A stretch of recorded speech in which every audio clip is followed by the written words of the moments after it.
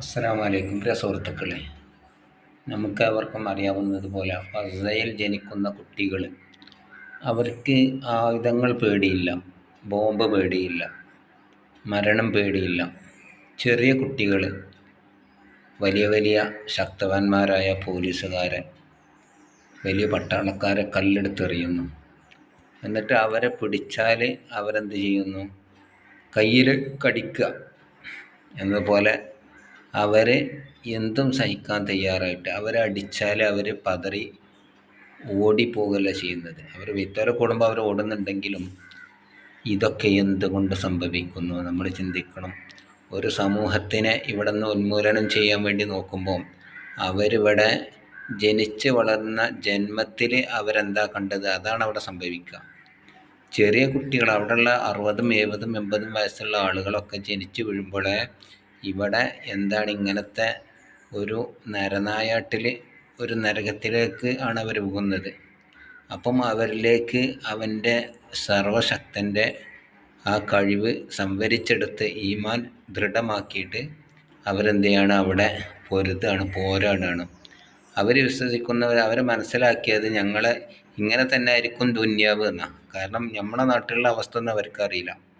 അവരിവിടെ പഠിക്കുന്നത് എന്താണ്, അവരിവിടെ മനസ്സിലാക്കുന്നത് മനുഷ്യന്മാർ ജനിച്ചാൽ ഇങ്ങനെ തന്നെ ആയിരിക്കും. കാരണം ഈ ഉമ്മയുടെ കയ്യിലേക്ക് പ്രസവിച്ച് വീണ കുട്ടികൾ സ്വന്തം കൂടപ്പിറപ്പുകൾ മരിക്കുന്നതും അവർക്ക് മുറിവ് പറ്റുന്നതും കൊണ്ടുപോകുന്നതും ഓടുന്നതും രക്തം ചീറ്റുന്നതും അതൊക്കെ സഹിക്കുന്നതും അതൊക്കെ കണ്ട് വളരുന്ന മക്കൾ അവർക്ക് ഇവിടെ എന്തൊക്കെ ഐഡിയകളാണ് അവർ പഠിച്ചെന്ന് നമുക്കറിയാൻ സാധിച്ചല്ലോ. ഒരു സ്പൂണ് കൊണ്ട് ജയിലിലാക്കിയിട്ട് സ്പൂണ് കൊണ്ട് തുരന്ന് അവിടെ നിന്ന് പുറത്ത് ചാടി.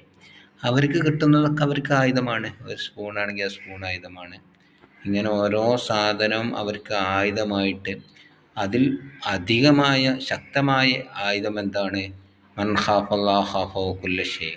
അള്ളാഹനെ ഭയപ്പെട്ടാൽ എല്ലാവരും അവരെ ഭയപ്പെടും എന്നുള്ള ആ ഒരേ ഒരു രൂപത്തിൽ അവരെന്ത് ചെയ്യാണ്?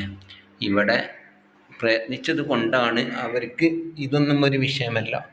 നമ്മൾക്കല്ലേ മേപ്പെട്ട് നോക്കിയാൽ നമുക്ക് അങ്ങോട്ടോട്ട് ചിന്തിക്കാനുള്ളത് എൻ്റെ മക്കളെന്താവും, എൻ്റെ കൂട്ടുകുടുംബം എന്താവും. അവർക്കെന്ത് മക്കൾ, എന്ത് കൂട്ടുകുടുംബം, അവരെ ബാക്കിക്കാരൊക്കെ നശിച്ചില്ല. എന്നിട്ടിപ്പം ഈ അമേരിക്ക പറയുന്ന എന്താണ്? നിങ്ങൾക്ക് രാജ്യം തന്നെയല്ല അവിടെ നിന്ന് പോകണമെന്ന്. നമ്മളോടാണെങ്കിൽ എന്തായിരിക്കും അവസ്ഥകൾ ആലോചിച്ചൊക്കെയാണ്. നമ്മൾ തലയെ കൈയ്യട്ടി ആർക്കല്ല ചെയ്യുക.